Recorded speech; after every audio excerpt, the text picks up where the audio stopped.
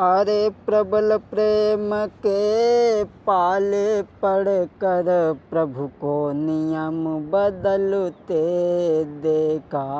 अपनो मान भले टली जाबे, भक्त का मान न टलते देखा। प्रबल प्रेम के पाले पड़कर प्रभु को नियम बदलते देखा। अपनो मान भले टली जावे, भक्त का मान न टलते देखा। एक दिन काली देह पर उनको लेके गेंद मचलते देखा।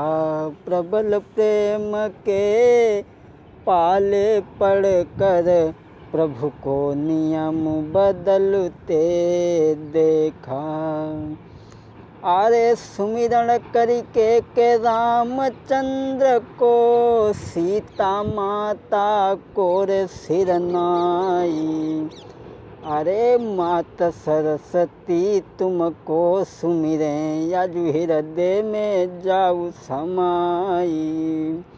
अरे सुमिरन करके गुरु अपने को रहे चरणन में शीश झुकाई। कोई माता पिता को हम सुमिरत हैं के नैया खेई लगई ओ पार। ओ अंजनी के जति हनुमान सभा में फेरी दे जइयो। ओ अंजनी के लला हनुमान सभा में फेरी दे जइयो।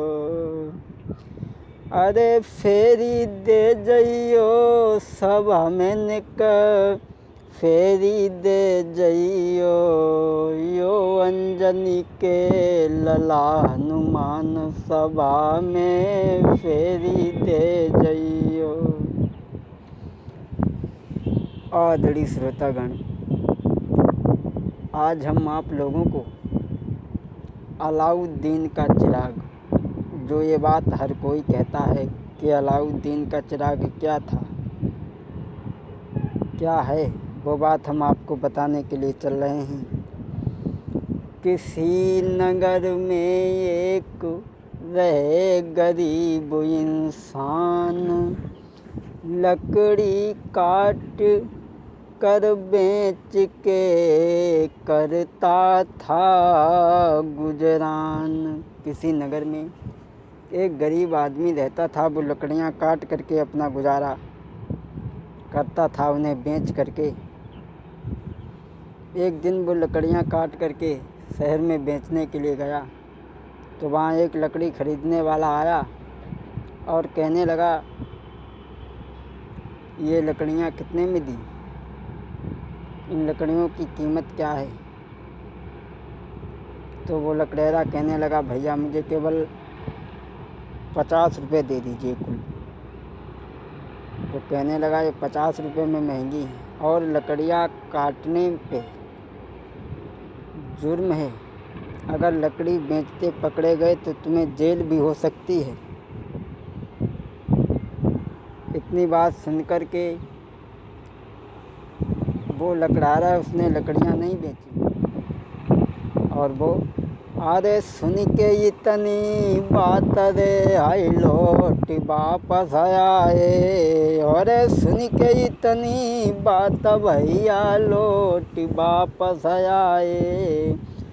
और आई के घर में उन्होंने रे सबरी बात बताई। महाराज पुत्र जब कान लगो समझाई, दिल में धरियो धीर तुम्हें रहे विनय बतलाई। दिल में धरियो धीर। उसने लकड़ी नहीं बेची और वो घर आ गया। उसका एक लड़का था, उसने देखा, कहने लगा, पिताजी आज क्या बात है जो आप बिना लकड़ियाँ बेचे हुए चले आए, बड़े उदास हो।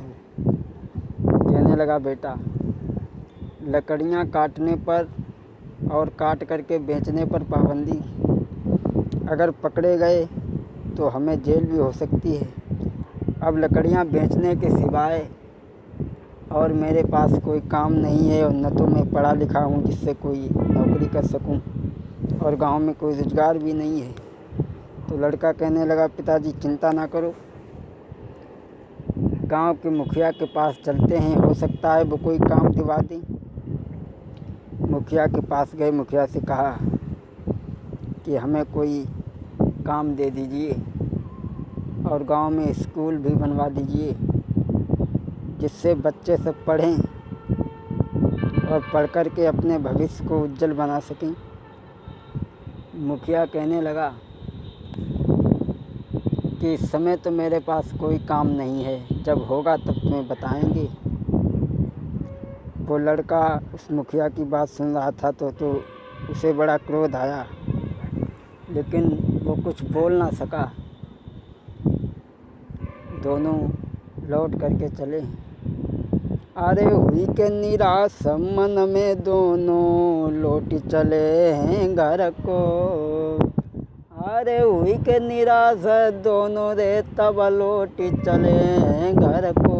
आगे रास्ता में जाई रे बेटा ने कही समझ आई, महाराज कि तुम चलियो घर माँ और हम जावत हैं खेलन लौट के अभी तुरंत आ जाई। सोई सुन के इतनी बात पिता ने आज्ञा दे दीनी। तो लौट करके चले। तो लड़का कहने लगा, पिताजी मैं खेल करके आता हूँ, तब तक तुम चलो।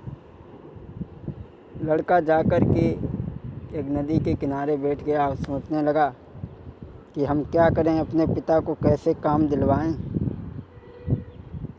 सोच ही रहा था तब तक उस नदी में बहता हुआ एक पुराना चिराग बहता आ रहा था।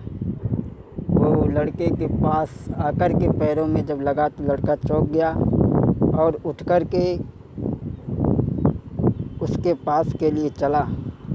तो उसने देखा ये तो पुराना चिराग है, लेकिन जब उसने वो चिराग खोला तो उसमें से एक जिन निकला और कहने लगा, हुक्म करो मेरे आका।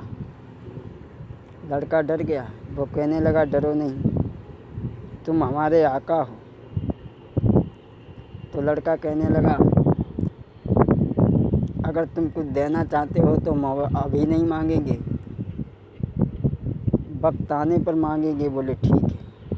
वो उस चिराग को लड़का लेकर के चल दिया। आगे जब चला है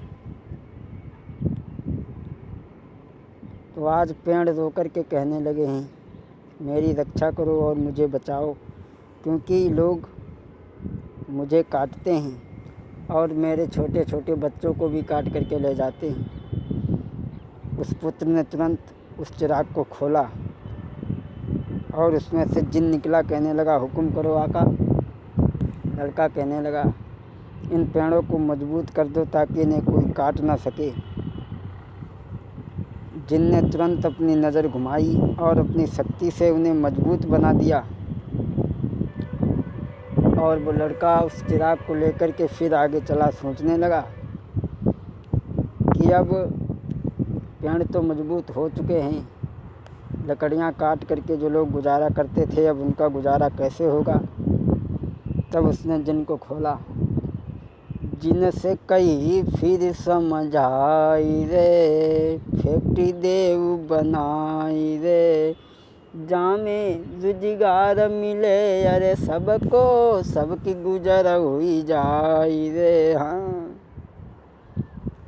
उस जिन को खोला लड़के ने और कहा कि ऐसा करो, एक फैक्ट्री बना दो यहाँ पर जिससे लोगों का गुजारा होता रहे।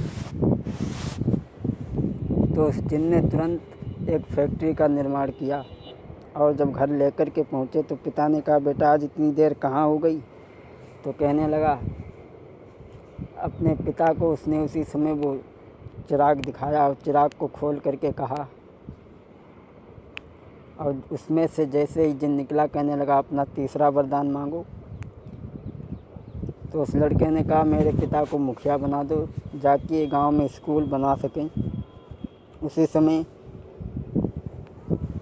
उनके पिता को मुखिया बनाया और पिता ने अपने पुत्र को हृदय से लगा करके काफ़ी रोया।